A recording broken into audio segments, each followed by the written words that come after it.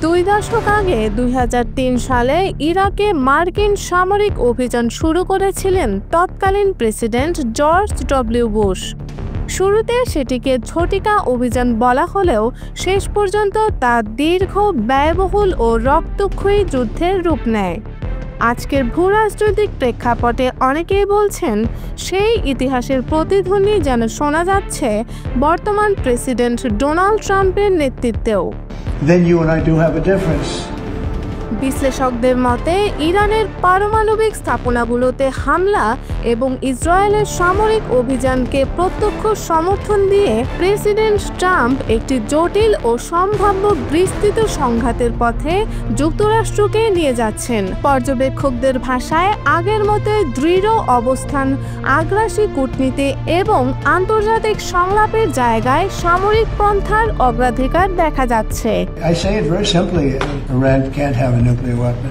উল্লেখ্য যে president Trump নিজেই একসময় ইরাক যুদ্ধকে ভয়াবহ ভুল হিসেবে আখ্যা দিয়েছিলেন, কিন্তু সাম্প্রতিক সিদ্ধান্তগুলো অনেকের কাছেই সেই রণনীতির প্রতিচ্ছবি মনে হচ্ছে। কূটনৈতিক মহলে প্রশ্ন উঠেছে, ইরান ইসরায়েল উত্তেজনায় যুক্তরাষ্ট্রের হস্তক্ষেপ কি সংঘাত প্রশমনের চেয়ে বিস্তারই ঘটাচ্ছে?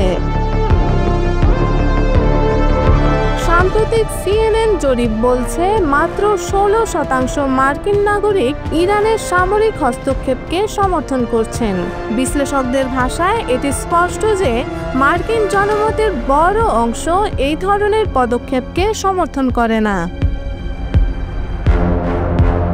প্রতিরক্ষা দপ্তরের কিছু কর্মকর্তার মতে এই ধরনের পদক্ষেপের মাধ্যমে ইরানকে চাপের মুখে আনা যেতে পারে, তবে আন্তর্জাতিক নিরাপত্তা বিশ্লেষকরা সতর্ক করছেন এটি একটি দীর্ঘমেয়াদী সংঘাতের সূচনা হতে পারে, যা কৌশলগত ও অর্থনৈতিক দিক থেকে যুক্তরাষ্ট্র সহ গোটা বিশ্বকে চ্যালেঞ্জের মুখে ফেলতে পারে।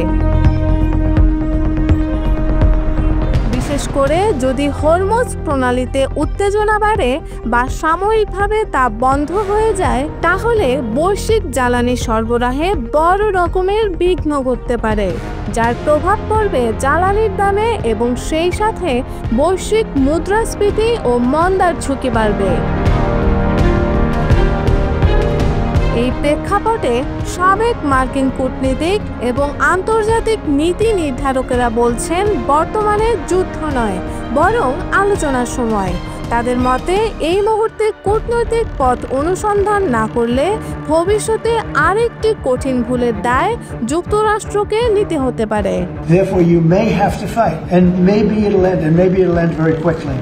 জাতিসংঘ এবং বিভিন্ন আন্তর্জাতিক মানবাধিকার সংস্থা বলছে বর্তমান পরিস্থিতিতে সব পক্ষেরই দায়িত্বশীল আচরণ প্রয়োজন। সামরিক উত্তেজনা এড়িয়ে আইনি কাঠামোর ভেতরে থেকে সমাধানের পথ খোঁজা উচিত। তবে এখনো সুযোগ রয়েছে। সংলাপে ফেরা, আস্থা গড়ে তোলা এবং পারস্পরিক উত্তেজনা প্রশমনের মধ্য দিয়ে হয়তো এড়ানো সম্ভব আরেকটি অপ্রয়োজনীয় যুদ্ধ, এবং সেই পথেই হয়তো রক্ষা পাবে যুক্তরাষ্ট্র। একই ভুল দ্বিতীয়বার না করার ইতিহাস গড়ার সুযোগ পাবে তারা।